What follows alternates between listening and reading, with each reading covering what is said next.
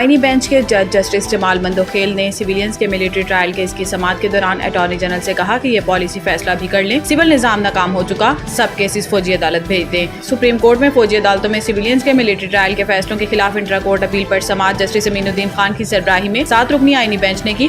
دوران سماعت attorney general مسرور عثمان ایوان نے دلائل دیتے ہوئے کہا کہ میں نے 3 نکات پر دلائل دینے ہیں۔ 9 مئی کے واقعات پر وزارت دفاع کے وکیل خواجہ حارث بھی دلائل دے چکے ہیں، میں بھی اس معاملے پر کچھ تفصیل عدالت کے سامنے رکھوں گا۔ میرے دلائل کا دوسرا حصہ مرکزی کیس کی سماعت کے دوران کروائی جانے والی یقین دہانیوں پر ہوگا۔ اٹارنی جنرل نے کہا کہ دلائل کا تیسرا نقطہ اپیل کے حق سے متعلق ہوگا۔ ملٹری ٹرائل کا سامنا کرنے والوں کو اپیل کا حق دینے کا معاملہ پالیسی میٹر ہے، اس پر ہدایات لے کر ہی گزارشات عدالت کے سامنے رکھ سکتا ہوں۔ پہلے سندھ کینال کا معاملہ زیر بحث رہا، اب بھارت نے جو کچھ کیا اس پر سب کی توجہ ہے۔ آج عالمی عدالت انصاف روانگی تھی لیکن منسوخ کر دی۔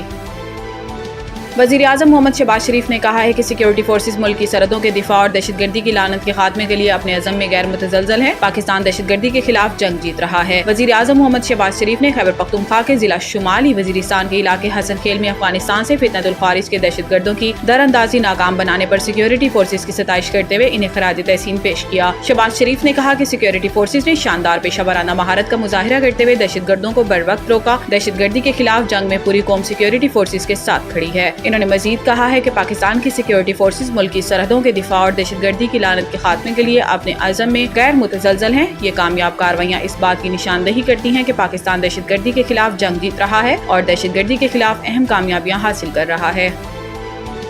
چین نے انسداد دہشت گردی کے موقف پر پاکستان کی حمایت کا اعلان کر دیا۔ چینی وزیر خارجہ وانگ ای نے نائب وزیر اعظم و وزیر خارجہ اسحاق ڈار سے ٹیلی فونک رابطہ کیا۔ اسحاق ڈار نے پاک بھارت حالیہ کشیدگی پر چینی ہم منصب کو بریفنگ دی۔ چین کی جانب سے پاکستان کی طرف سے پہلگام واقعے کی شفاف تحقیقات کے مطالبے کا خیر مقدم کیا گیا۔ اس موقع پر اسحاق ڈار نے کہا ہے کہ پاکستان دہشت گردی کے خلاف پرعزم ہے اور خطے میں کشیدگی کا خواہاں ہے نہیں۔ پاکستان معاملے کو سنجیدگی اور ذمہ داری سے سنبھالنے کا ارادہ رکھتا ہے۔ اس موقع پر چینی وزیر خارجہ وانگ ای کا کہنا تھا کہ چین خطے کی صورتحال کا باریک بینی سے جائزہ لے رہا ہے۔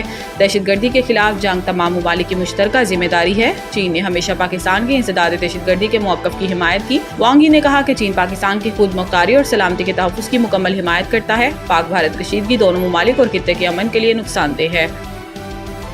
ٹیکس کی شرح بڑھانے کے باوجود فیڈرل بورڈ آف ریونیو نے رواں مالی سال کے پہلے 9 ماہ جولائی تا مارچ کے دوران غیر منقولہ جائیداد کی خرید و فروخت پر ود ہولڈنگ ٹیکس کی مد میں 169 ارب روپے جمع کیے، جبکہ گزشتہ مالی سال کی اس مدت میں یہ وصولی 136 ارب روپے تھی۔ تفصیلات کے مطابق ایف بی آر نے ٹیکس شرحوں میں اضافے کے بعد جائیداد کی خرید و فروخت پر ٹیکس کی رقم میں 50% اضافہ کرنے کا ہدف مقرر کیا، لیکن اب تک مالی سال 2024-25 کے پہلے 9 ماہ میں ٹیکس وصولی گزشتہ مالی سال کی اسی مدت کے مقابلے میں تقریباً 24% بڑھ گئی ہے۔ ٹیکس شرحوں میں اس زبردست اضافے کے باوجود جائیداد کے شعبے نے رواں مالی سال کے پہلے 9 ماہ کے دوران خرید و فروخت پر ود ہولڈنگ ٹیکس کی مد میں 169 ارب روپے ادا کیے۔ جائیداد کے شعبے کی ٹیکسوں کی صورت میں شراکت گزشتہ مالی سال کی اسی مدت میں 136 ارب روپے تھی، جو موجودہ مالی سال میں اب تک 24.3% کے اضافے کے ساتھ سامنے آئی ہے۔ تاہم حکومت نے جائیداد پر فیڈرل ایکسائز ڈیوٹی ختم کرنے کے لیے ایک سمری پیش کی، لیکن اس کی قومی خزانے میں شراکت رواں مالی سال کے پہلے 9 ماہ میں 2 ارب روپے سے کم ہے۔